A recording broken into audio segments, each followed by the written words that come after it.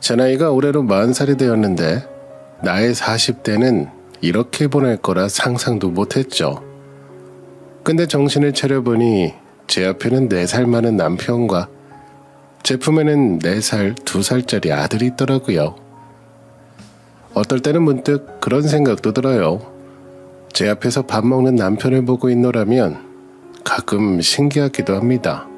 그러다 형님 때문에 최근 겪은 일을 생각하면 평화롭던 제 마음에 천불이 솟구치지만 아마 지금쯤이면 형님은 천불 수준이 아니라 거의 용광로 수준으로 휘몰아치고 있을 거라서 일단 그렇게 넘기자고 생각했는데 이런 제 속을 아는지 모르는지 남편은 제 앞에서 밥만 잘 먹길래 이런 상황들이 참 신기하게 다가왔어요.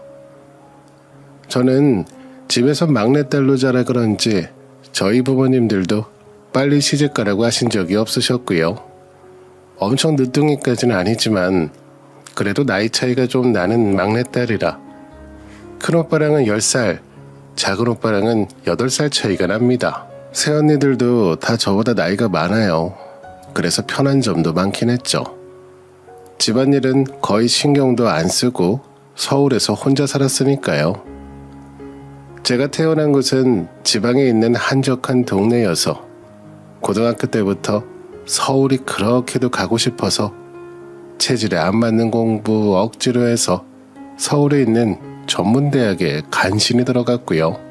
거기서 미용기술을 배워서 일찍부터 사회생활을 했습니다. 그래도 서울에서 시작하길 잘한 것 같아요. 유명하다는 미용실에서 보조로 배우기 시작하고 안 해본 일 없이 시키는 대로 잘하고 나중에 30쯤에서는 선생님 소리도 듣고 단골 손님들도 생기고 저를 찾는 분들이 늘어나기도 했으니까요. 근데 어느 일이나 다 비슷하겠지만 저희 쪽도 돈을 벌고 인정을 받기 시작하면 따로 나가서 개인 샵을 차리고 싶어 합니다. 근데 혼자서 다 하긴 벅차니까 중간에 마음 맞는 사람들이랑 동업 비슷하게 합치기도 하고요. 물론 그렇게 해서 잘 되면 좋은데 시작도 하기 전에 엎어지기도 해요. 사기꾼도 많아서 어떻게 알고 냄새를 맡고 왔는지 크게 당하는 사람도 몇몇 보긴 했었죠. 그래서 저는 애당초 개인샵은 꿈에도 꾸지 않았어요. 그냥 지금처럼 적당히 벌어서 나 하고 싶은 거 하면서 살면 충분하다고 생각했죠. 그러다 제 나이가 30이 지나고 중반에 가까워지면서 점점 고민이 생기는 겁니다. 이제 나이도 있고 원장 소리 들어야 할 나이가 되어가는데 혼자 뒤처지는 것 같고 게다가 언제부턴가는 어린 손님들이 오면 나에게 맡기지도 않고 점점 밀어내는 느낌이 들어서 내심 불만이 쌓이던 중에 누가 저에게 옮길 생각이 없냐며 제안을 하는 거예요. 자기가 이번에 샵을 새로 오픈하는데 와주셨으면 좋겠다고 원장 타이틀을 주겠다고 하는데 솔깃하더군요. 그래서 옮기기로 했고 막바지에는 저보고 투자금을 내라고 하길래 주변 지인들이나 다 물어봐도 괜찮은 사람이라길래 그땐 제 머리에 뭐가 꼈었나 봐요. 그런 사람을 철석같이 믿어버렸고 제 젊은 시간 바쳐서 모은 그 큰 돈을 한 방에 몽땅 다 날려먹었습니다.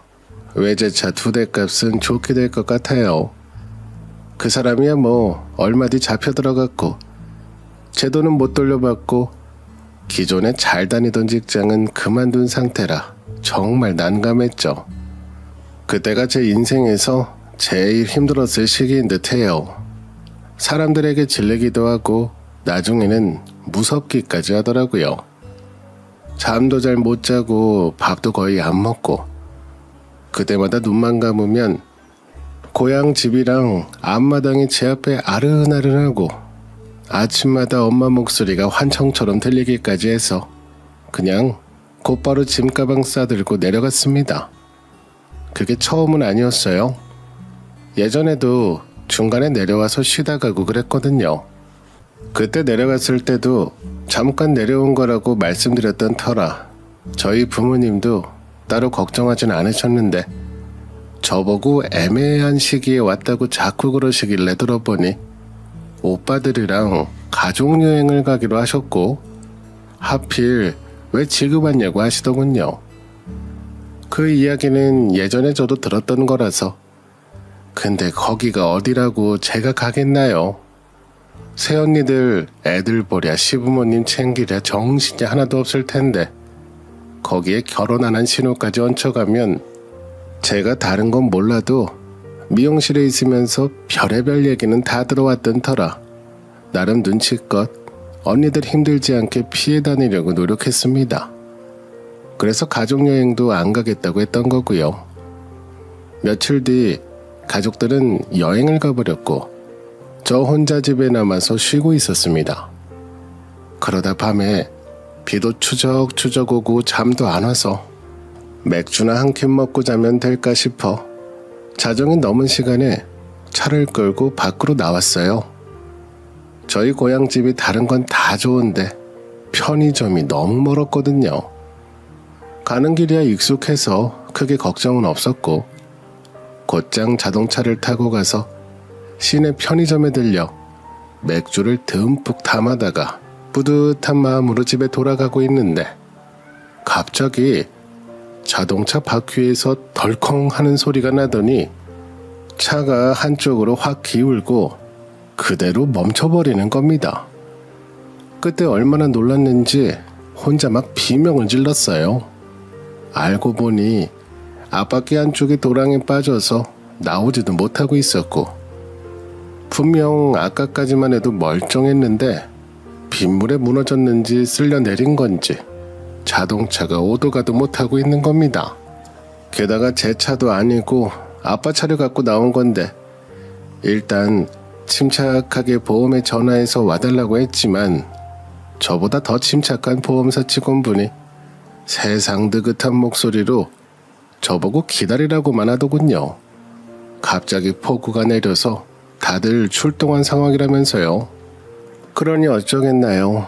옆에 맥주는 점점 식어가는데 괜히 마셨다간 보험사 직원이 와서 이상하게 볼 것 같고 그냥 마른 침만 꼴깍꼴깍 삼켜가며 차 안에서 있었죠. 비가 어찌나 쏟아붓는지 눈앞에 아무것도 안 보이는데 그때 저 멀리서 자동차 불빛이 보이는 겁니다. 보험회사인가 싶어서 우산도 없이 차에 내려서 미친 사람처럼 팔을 휘저었어요. 그런 제 흉한 모습을 멀리서도 봤는지 차에서 누가 내려서 저에게 다가오는데 다가오는 모습이며 입고 있는 옷이며 앞만 봐도 보험회사 직원 같은 느낌이 안 드는 겁니다.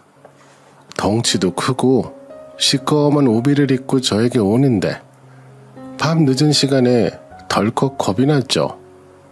정말 가지가지 하는구나 싶은 마음에 자동차로 다시 들어가 문을 걸어 잠궜더니 그 검은 우비 입은 남자가 자동차 근처로 와서 이곳저곳을 살펴보길래 창문을 살짝 내려서 보험회사 직원이냐고 물어보자 아니라고 퉁명스럽게 뱉는 겁니다.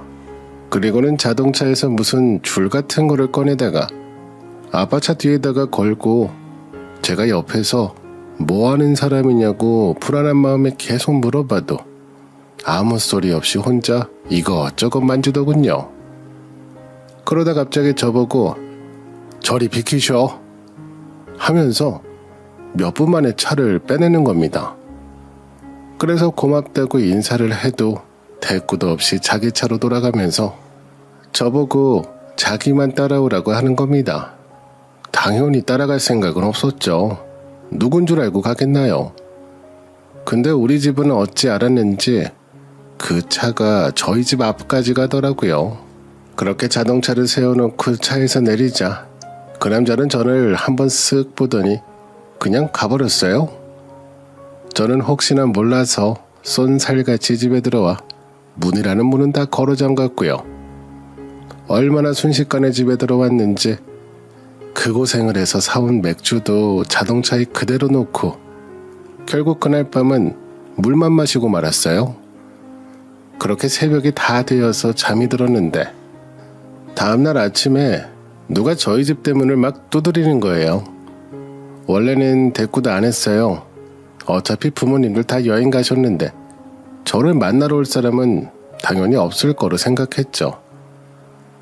근데 저희 집 앞에서 막 빵빵거리기까지 하면서 사람 혼을 쏙 빼놓는데 누가 그러나 싶어서 나가봤습니다.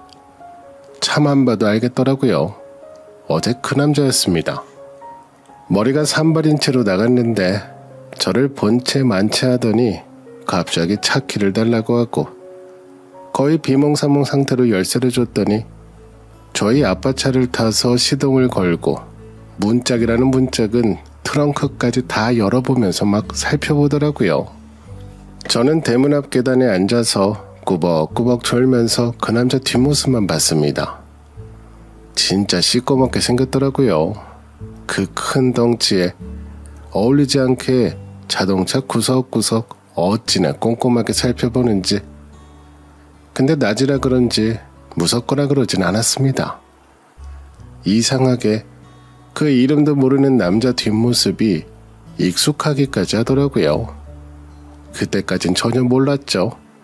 그 뒷모습을 평생 보게 될 거라고는 정말 상상도 못했네요.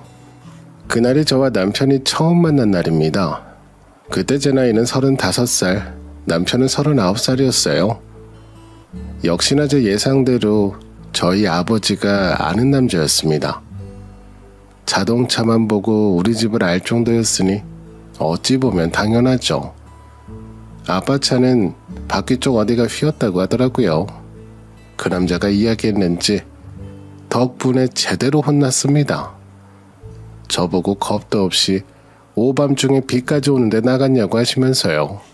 그러면서 그 남자를 저희 집으로 불러서 고맙다고 엄마가 식사까지 차려주시고 저를 구해줘서 고맙다고 하시는데 사실 그 정도까지는 아닌데 민망하더라고요. 근데 그 식사 자리를 시작으로 자꾸 만나게 됐어요. 사는 곳도 그리 멀지 않아서 자동차로 15분 거리라 반찬거리가 있으면 엄마가 저보고 가져다 주라고 심부름 시키고 아빠는 갈 때 운전 조심하라고 잔소리하시고 거의 일주일 가까이 그렇게 반찬 배달을 했었습니다. 근데 그 집은 남자만 둘이 지내는 것 같았어요. 홀아버지를 모시고 사는 건가 했어요. 그래서 엄마가 더 챙겨주시려고 하나 싶고 저도 내심 신경이 쓰이고 해서 고분고분 엄마가 가져다 드리라고 하면 가져다 드렸죠. 그럼 또 그 남자는 과일이며 이것저것 챙겨서 저희 집으로 가져왔고요. 그러던 어느 날 그 남자가 또 과일을 들고 왔길래 저희 엄마가 화들짝 놀라시면서 이런 거 그만 가져오라고 정 보답하고 싶으면 우리 막내딸 데리고 동네 구경 좀 시켜주라고 하시는 겁니다. 정말 뜬금없었죠. 우리 막내딸이 서울에서만 지내다가 내려온 지 얼마 안 돼서 갑갑할 거라고 혼자 내보내면 또 어디 도랑에 빠져서 사고라도 칠까 걱정되니 데리고 나가서 콧구멍에 바람 좀 쐬게 하라고 말씀하시는 겁니다. 그러면서 엄마가 옆에 있던 저를 위아래로 쓱 훑어보시는데 제가 화장도 안 하고 완전 자연인으로 있었거든요. 그러자 엄마는 오늘은 안 되고 이번 주말에 좀 데리고 나가라고 말을 바꾸셨고 그렇게 주말에 데이트 아닌 데이트를 하게 되었습니다. 같이 나가서 밥도 먹고 영화도 보고 저녁 전에 집에 돌아가고 있는데 정말 동네에서 모르는 사람이 없더군요. 자동차만 지나가도 아저씨들이 다가와서 이것저것 기계에 관해서 물어보고 그 남자 직업이 농업기계 전문가였어요. 자격증도 있고 아는 것도 엄청나게 많았고요. 그러니 동네 아저씨들의 관심을 한 몸에 받는 것 같았습니다. 그날도 시내에 나갔다가 돌아오는 길에 아저씨들이 도와달라고 하시는 바람에 저보고 잠깐 기다리라고 하면서 그 자리에서 그걸 고쳐주고 있더라고요. 저는 차 안에서 물끄러미 그 모습만 보고만 있었고요. 근데 참 달라 보였습니다. 제가 그동안 일하면서 만난 남자들은 대부분 다 화려하고 말주변도 좋고 생긴 것도 곱상하고 그런 남자들 뿐이었는데 이 사람은 말수도 적고 우락부락하고 투박함 그 자체였으니까요. 근데 그 모습이 싫지는 않았습니다. 그래서 그 뒤로도 자주 만났던 것 같아요. 주로 저희 엄마가 필사적으로 약속을 잡으시는 바람에 뭐 그런 것도 있는데 날마다 그 집 가져다 준다고 반찬을 얼마나 만드셨는지. 원래는 일주일만 있다가 서울로 올라간다고 했는데 그렇게 하루씩 늦춰지다 한 달이 지났고 거의 2달이 다 되었을 땐 도저히 안 될 것 같아서 짐까지 챙겼는데 그 남자가 그러대요. 가지 말라고. 그것도 엄청 무뚝뚝하게. 아니, 미용실이 서울에만 있는 것도 아니고 꼭 올라가야 합니까? 이러면서 그날 처음으로 제 손을 덥석 잡는데 심장이 철렁하는 겁니다. 그래서 결국 짐가방 도로 풀었고요. 그렇게 몇 달 뒤에 결혼식을 하게 됐어요. 정말 초스피드로 결혼까지 했습니다. 잠깐 쉬려고 고향에 내려왔는데 그해 겨울에 결혼식을 올릴 줄은 정말 몰랐으니까요. 저도 그렇고 남편도 나이가 많아서 그런지 주변에서 엄청나게 좋아하셨어요. 특히 저희 엄마가 제일 좋아하셨어요. 목표를 이루신 거죠. 놀랍게도 저희 남편은 차남이었고요. 위로 형이 하나 있는데 아주버님은 30 초반에 결혼해서 아이도 2이나 있던 상황이었어요. 근데 저희 남편은 그동안 일이 바빠서 결혼을 못하고 있었다고 하는데 아마 여자들이 쉽게 접근할 만한 그런 스타일이 아니라서 대충 상황은 이해가 되었습니다. 처음엔 시아버님만 뵙던 상황이라 시어머님은 나중에서야 뵐 수 있었어요. 들어보니깐 아주버님네 가서 도와주고 계신다고 하더라고요. 그래서 주말에만 잠깐 올라오시고 평일에는 부산에 내려가 지내신다고 했습니다. 신혼집은 친정과 시댁 중간 정도에 잡았고요. 서울에서 일하는 것도 고민했었는데 남편이 일하는 모습을 보면 멀리 갈 수가 없었어요. 남편이 없으면 동네가 마비되는 수준이라 저는 나중에 근처에서 일자리를 찾아보자 싶어서 그렇게 잡았어요. 그러다가 아이가 바로 생기는 바람에 차라리 잘 됐다 싶었죠. 결혼 생활은 기대 이상으로 괜찮긴 했어요. 동네도 익숙하고 가족도 가까이 있고 다 좋았으니까요. 그리고 옆에서 제 남편을 보면 볼수록 대단하다는 말밖에 안 나왔어요. 정말 엄청나게 부지런합니다. 제가 먼저 일어난 적이 거의 없고요. 일단 새벽만 되면 남편 찾는 전화가 오기 시작하니까 해 뜨기 전에 나가서 점심때 잠깐 왔다가 저녁 늦게 들어옵니다. 처음 봤을 때도 그랬지만 저희 남편은 슈퍼맨 같다고 생각했어요. 조금 답답한 구석은 있어도 단 한 번도 남편을 무시하거나 낮게 본 적이 없습니다. 사실 그런 사람이고요. 근데 자꾸 누가 제 남편을 무시하는 겁니다. 만약 남이 그랬다면 가만두지 않았을 거예요. 머리채를 잡든 커트를 하든 뭐든 간에 머리에 관한 건 자신 있었으니까요. 제가 그것 때문에 혼자 울기도 많이 울고 예전에 사기당했을 때도 운 적이 없었는데 그때보다 더 화가 났는지 너무 열이 뻗치니까 그냥 눈물이 막 알아서 나오더라고요. 저희 형님 생각만 하면 자다가도 벌떡 일어났습니다. 그 정도로 힘들었어요. 아주버님은 부산에서 대학 교수를 하고 있습니다. 저도 처음에 그 소리 듣고 의외라고 생각했는데 저희 남편하고 아주버님하고 둘이 나란히 있는 모습을 보면 형제라고는 상상조차 안 될 정도로 스타일이 완전히 달라요. 피부톤도 아주버님은 뽀얗고 덩치도 아주버님은 왜소하고 굳이 비교하자면 사슴하고 황소하고 앉아있는 것 같아요. 성격은 둘 다 과묵하고 비슷한데 저희 남편이 좀 더 적극